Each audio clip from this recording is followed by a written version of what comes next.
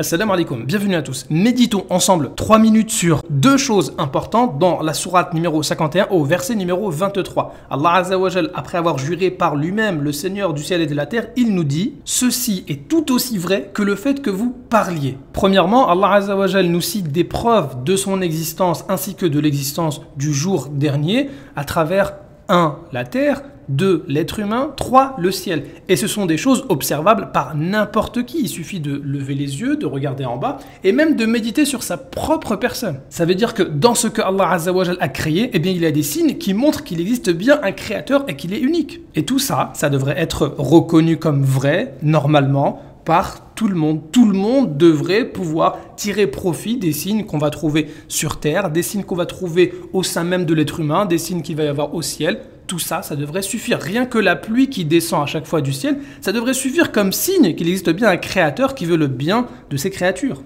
Et tout ça, ça devrait être normalement reconnu comme vrai, aussi vrai que le fait de parler.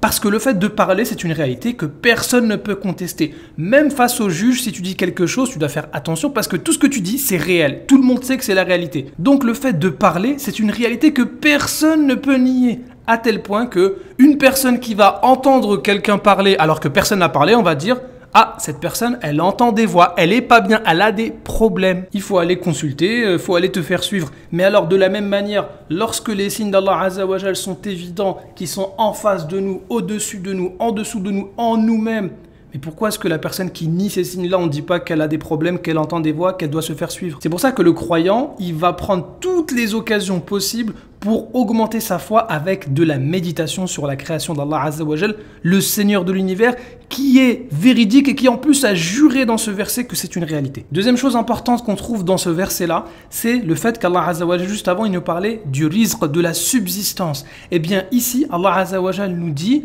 ceci est aussi vrai que le fait que vous parliez, et lorsqu'une personne, elle parle, elle ne peut pas imiter une autre personne. Allah Azza wa Jalla a fait que chacun a sa propre manière de parler, chacun a sa propre voix, même si parfois ça ressemble, mais c'est jamais exact à 100%.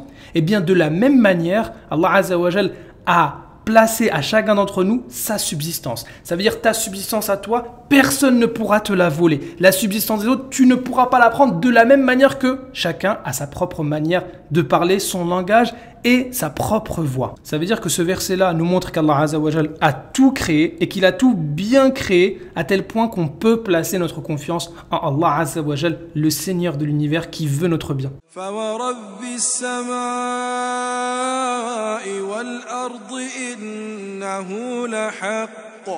إنه لحق مثل ما أنكم تنطقون